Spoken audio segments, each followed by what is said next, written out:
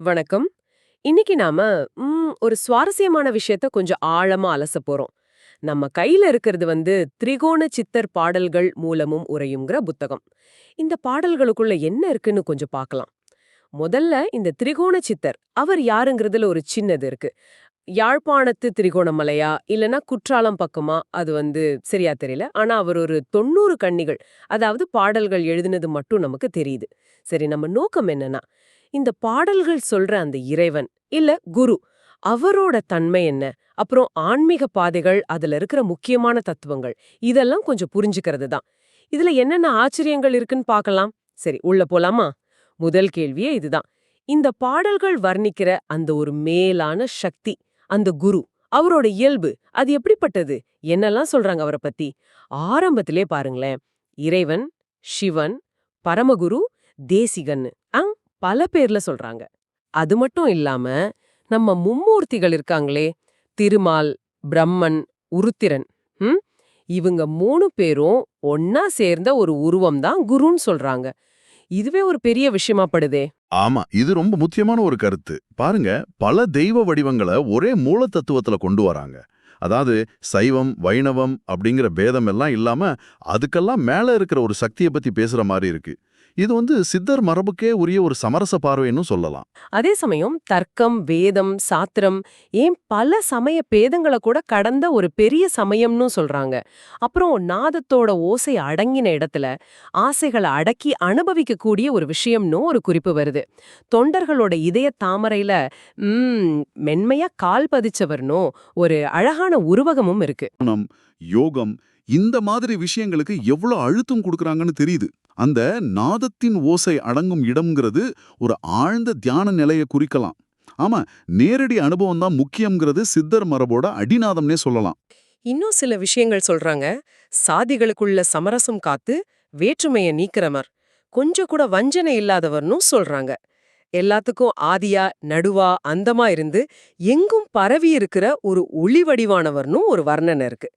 கோடிக்கணக்கான சக்தியும் மந்திரமும் தானாவே இருந்து முக்தி கொடுக்கிற முழு முதல்வனும், அப்புறம் யோக நிலையில அவரை நினைக்காதவங்க மனசுல அவர் அடைய முடியாதவர்னும் சொல்றாங்க.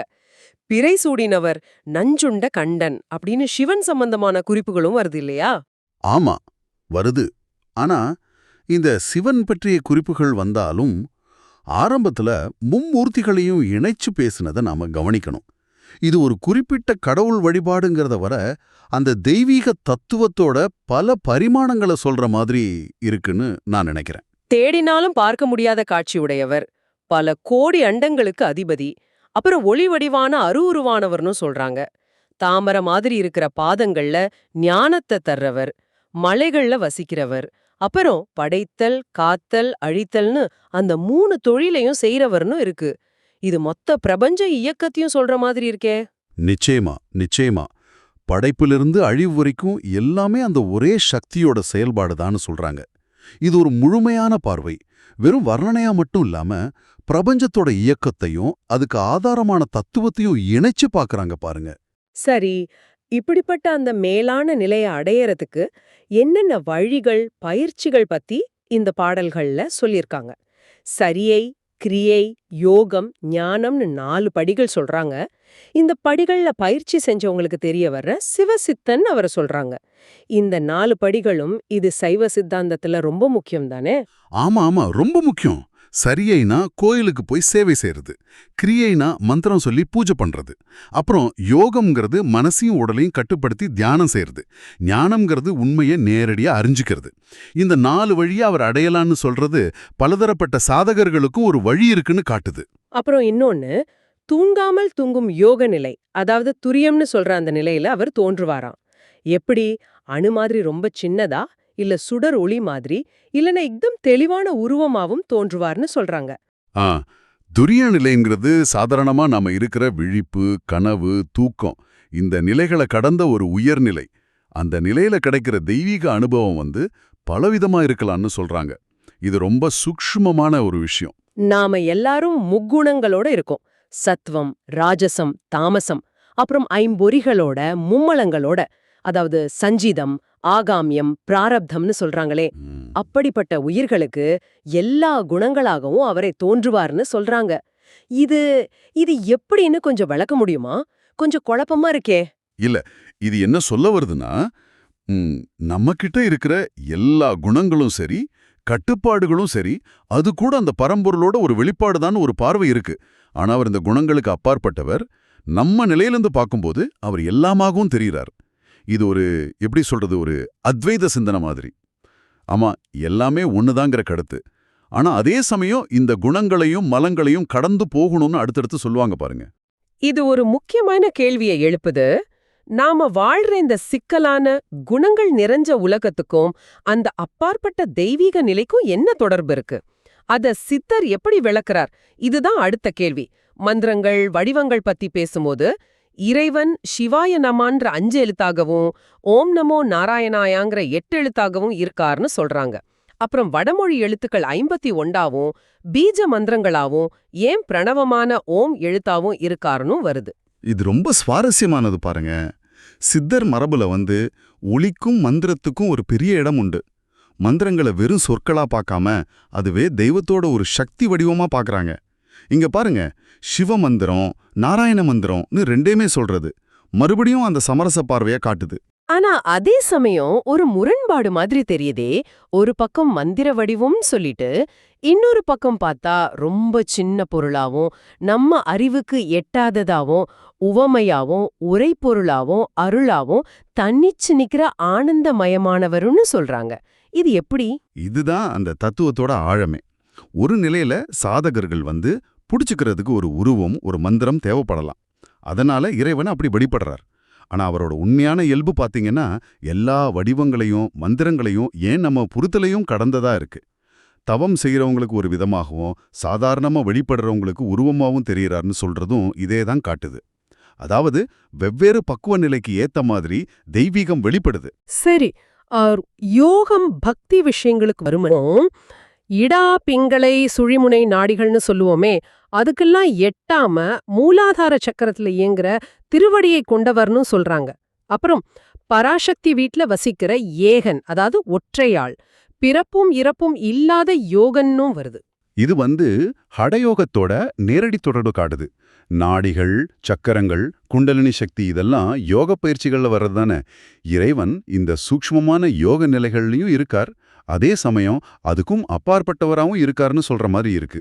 அந்த பராசக்தி வீடுங்கிறது ஒருவேளை சகசிரார சக்கரத்தை குறிக்கலாம். அப்புறம் பாருங்க, சின்னவர் பெரியவர் சிவந்தவர் கருத்தவர் குள்ளமானவர் உயரமானவர்னு எந்த ஒரு குறிப்பிட்ட உருவத்துக்கும் அவரை அடக்க முடியாதுன்னு தெளிவா சொல்றாங்க.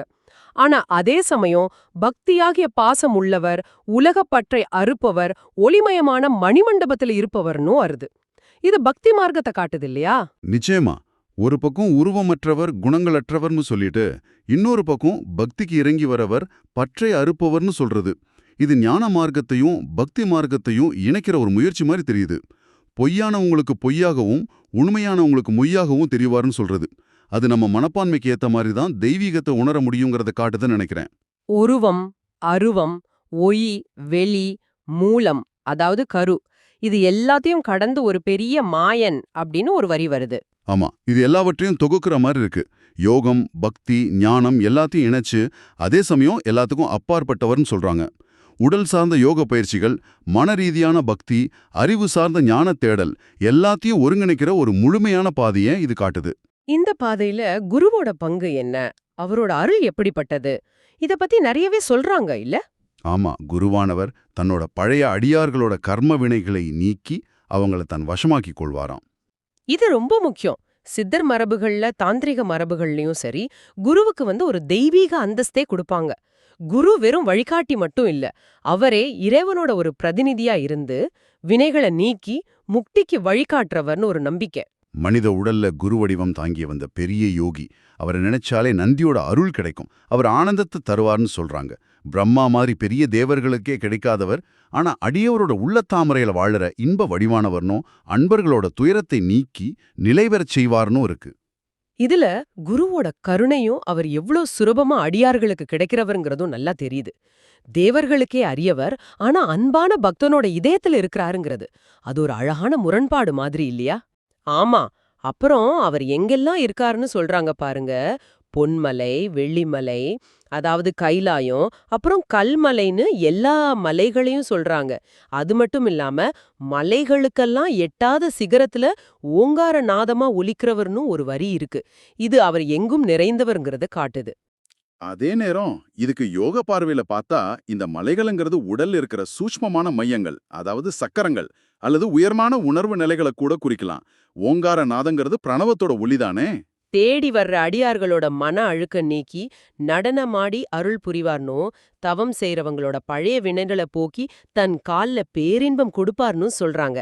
கலங்காத நெஞ்சும் காயாம்பூ நிறமும் கொண்ட காயாபுரியில இருப்பவர்னோ, வண்டு மொய்க்காமலே தேன் சொரியிற மலர் மாதிரி ஓயாம சஞ்சரிக்கிற தவம் மாறி தொண்டர்களோட பகைய நீக்கிற தவ வேடத்தையே கொடியா கொண்டவர்னோ, இப்படி நிறைய வர்ணனைகள் இருக்கு. இந்த காயாபுரி, தவவேடக்கொடி, பகையை நீக்குதல் இதெல்லாம் பெரும்பாலும் உருவக மொழியா இருக்கலாம். காயாபுரிங்கிறது ஒருவேளை அழிவில்லாத உடலையோ இல்ல முக்தி நிலையோ குறிக்கலாம். பகையை நீக்குதல்ங்கிறது வெளிப்பகையை விட மனசுக்குள்ள இருக்கிற காமம், கோபம், அறியாம மாதிரி உள்பகைகளை நீக்கிறத குறிக்கிறதா இருக்கலாம். ஆக குரு இந்த உள் போராட்டத்துல ஜெயிக்க உதவுறவரு. சரி, இந்த உள்தடைகள், வெளித்தடைகள் இத பத்தி இன்னும் விரிவா பேசுறாங்களா?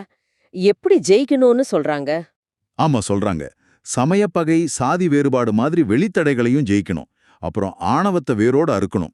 பொய்மைகளை நீக்கணும். கோபம், மனசுல வர்ற குறும்புகளை அழிக்கணும்.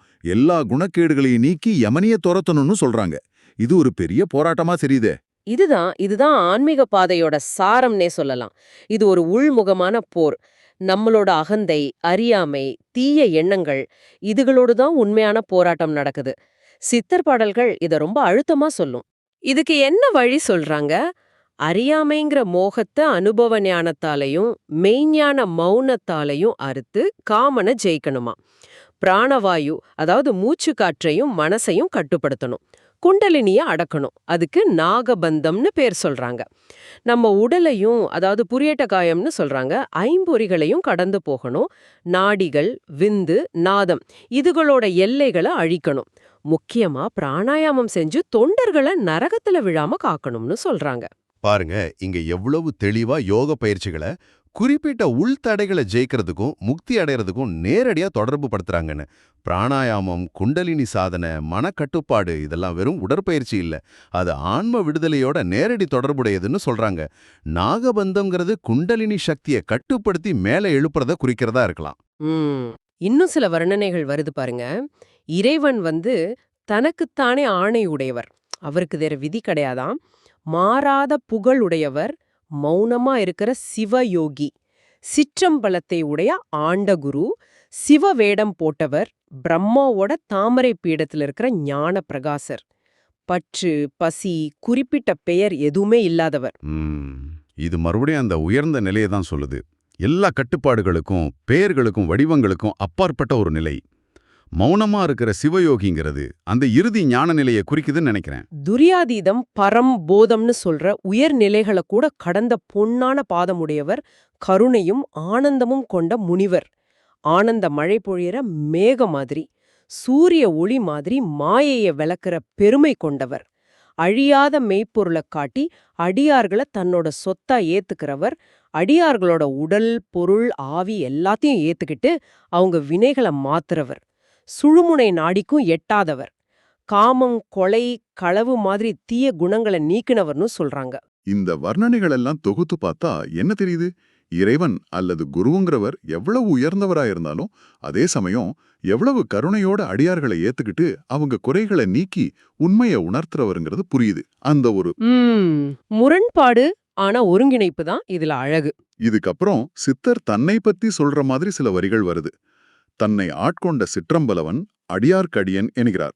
அவர் சில பழிச்சொல்லுக்கு ஆளாகி மனசு கலங்கி குருவோட நாட்டுக்கு, அதாவது காயாபுரிக்கு சேர்ந்ததாவும், அங்க திரிகோணவல்லிங்கிற ஊர்ல சிவானந்தவல்லிங்கிறவங்களால ஆதரிக்கப்பட்டு வெளிப்பட்டதாவும் சொல்றார். இது நேரடியான சுயசரிதையா இருக்கலாம், இல்லைனா ஒரு சாதகனோட ஆன்மீக பயணத்தை உருவகமா சொல்றதாவும் இருக்கலாம். கஷ்டங்கள், அவமானங்கள் இதையெல்லாம் கடந்து குருவோட அருளால ஞானம் பெறத இது குறிக்கலாம். காயாபுரி, திரிகோணவல்லி, சிவானந்தவல்லி இதெல்லாம் ஸ்தலங்களா இருக்கலாம், இல்லனா தத்துவவர்த்தமான பெயர்களா கூட இருக்கலாம். அப்புறம் குடிலை மகள் கிட்ட ஒருவேளை நாதம் அல்லது குண்டலினி சக்தியா இருக்கலாம்னு சொல்றாங்க. அவங்க கிட்ட சிலம்பக்கலை கத்துக்கிட்டதாவும் திரிகோணவல்லியோட கம்பீரத்தை உணர்ந்ததாவும் தன்னை அறிந்து மெய் குளிர்ந்ததாகவும் ஒரு மூதாட்டி கிட்ட இது ஒருவேளை ஞான சக்தியா இருக்கலாம் அவங்க கிட்ட உபதேசம் பெற்றதாகவும் சொல்றார். இதுவும் அந்த ஆன்மீக பயணத்தோட தொடர்ச்சியா தான் தெரியுது. சிலம்ப கலைங்கிறது ஒருவேளை யோக பயிற்சிகள் அல்லது உள் சக்திகளை கையாளும் திறனை குறிக்கலாம். அந்த மூதாட்டி கிட்ட உபதேசம் வாங்கிறது குரு அல்லது தெய்வீக வழிகாட்டுதல் கிடைச்சதா சொல்ற மாதிரி இருக்கு. ஆமா, அந்த மூதாட்டி அல்லது குரு சாதகர்களுக்கு சில அறிவுரைகளை சொல்றாங்க. இது நமக்கு, அதாவது இந்த வழியில போறவங்களுக்கு நேரடியான வழிகாட்டுதல் மாதிரி இருக்கு. யாரையெல்லாம் புறக்கணிக்கணும், யாரையெல்லாம் ஏத்துக்கணும்னு ஒரு பட்டியலே வருது. முதல்ல யார தவிர்க்கணும்னு பார்க்கலாம். வெறும் வேதம் புராணம் படிச்சுட்டு அதோட உண்மையான அர்த்தம் புரியாதவங்கள தவிர்க்கணுமா.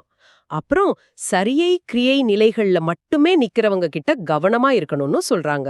ஆமா, அதாவது வெறும் சடங்குகள்லயும் வெளிப்படையான வழிபாடுகள்லயும் மட்டுமே தேங்கி நிக்கிறவங்கள பத்தி சொல்றாங்க.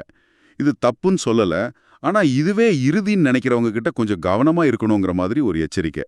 அப்புறம் சிவபொருளை தேடாத மூடர்கள், வஞ்சகம் செய்றவங்க, வெறும் தர்க்கம் பண்றவங்க, சாஸ்திரம் மட்டும் பேசுறவங்க, அதாவது அனுபவம் இல்லாதவங்க, குலம் கோத்திரம்னு பேதம் பாக்குறவங்க, பொய் வேஷம் போடுறவங்க, வெறும் புத்தக புழுக்கள், அவங்கள புத்தக பேய் மெய்வியுணர்னு ஒரு சுவாரஸ்யமான பேர்ல சொல்றாங்க பாருங்க. அப்புறம் வாமாச்சாரம் செய்றவங்க, அதாவது சிற்றின்பத்தையே வழியா நினைக்கிறவங்க, வெறும் சொல்ஜாலம் காட்டுறவங்க, மத வெறியர்கள், இவங்களையெல்லாம் முழுசா தவிர்க்கணும்னு ஒரு பெரிய பட்டியலே இருக்கு. இது ரொம்ப கடுமையான எச்சரிக்கைன்னே சொல்லணும். ஆன்மீக பாதையில இருக்கிற ஆபத்துக்களை இது ரொம்ப தெளிவா காட்டுது. வெறும் அறிவு, வெளிவேஷம், தவறான பயிற்சிகள், குறுகிய மனப்பான்மை, இது எதுவுமே உண்மையான ஞானத்துக்கு உதவாதுன்னு சொல்றாங்க. உண்மையான தேடலுக்கும் போலித்தனத்துக்கும் உள்ள வித்தியாசத்தை இது அடிக்கோடிட்டு காட்டுது. அப்போ யாரை ஏத்துக்கணும்? சிவயோகம் ஞானம் பயின்றவங்கள வரவேற்கணுமா? அப்புறம் மௌனமா இருக்கிறவங்கள, உண்மையான ஞானத்தை தேடுறவங்கள ஏத்துக்கணும்னு சொல்றாங்க. பாருங்க, முக்கியத்துவம் எதுக்கு கொடுக்கப்படுதுன்னு. உண்மையான உள் அனுபவம், ஆழ்ந்த தேடல், மௌனம், இதுகளுக்கு தான் மதிப்பு. வெளி ஆரவாரமோ வெறும் பாண்டித்யமோ இல்ல. இதுதான் சித்தர் மரபோட மையக்கருத்து. இது ஒரு பெரிய கேள்வி எழுப்புது இல்லையா? ஆன்மீக உலகத்துல எது உண்மையானது, எது போலியானதுன்னு எப்படி பிரிச்சு பார்க்கறது? ஆக இந்த திரிகோண சித்தர் பாடல்கள் மூலமா நம்ம தெரிஞ்சுக்கிட்டது என்னன்னா, எல்லாத்துக்கும் மேலான ஒன்றிணைந்த ஒரு உண்மை இருக்கு. அத உணர்த்துறவர் குரு. அவரை அடையறதுக்கு உள்முகமான பயிற்சி, யோகம், பக்தி, முக்கியமா குருவோட அருள் தேவை. இந்த பாதை சமய வேறுபாடுகளையும் வெறும் சடங்குகளையும் கடந்து நிக்குது. நிச்சயமா.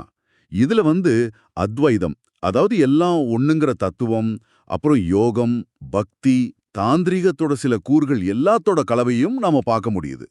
குருவோட பங்கு எவ்வளோ முக்கியம், நேரடி அனுபவத்துக்கு எவ்வளோ அழுத்தம் கொடுக்கப்படுது, அப்புறம் போலிகளிடமிருந்து எப்படி விலகி இருக்கணுங்கிற எச்சரிக்கை, இதெல்லாம் தான் இதுல நம்ம எடுத்துக்க வேண்டிய முக்கியமான விஷயங்கள். கடைசியா ஒரு சிந்தனை. வெறும் புத்தகங்களை படிக்கிறவங்கள புத்தகப்பேய் மெய்வீனர்னு சித்தர் எச்சரிக்கிறார் இல்லையா? இன்னைக்கு நாம வாழற காலத்துல தகவல்கள் கொட்டி கிடக்குது. எதை வேணாலும் படிக்கலாம். ஆனா ஆழமான அனுபவ அறிவு அது குறைஞ்சுக்கிட்டே வருதோன்னு சில சமயம் தோணுது. இந்த சூழல்ல சித்தரோட இந்த பழங்கால எச்சரிக்கை நமக்கு என்ன சொல்லுது? வெறும் தகவலை தாண்டி உண்மையான தேடலுங்கிறது எப்படி இருக்கும்? இது நீங்க யோசிச்சு பார்க்க வேண்டிய ஒரு விஷயம். இந்த ஆழமான அலசலில் எங்களோட பயணித்த உங்களுக்கு நன்றி.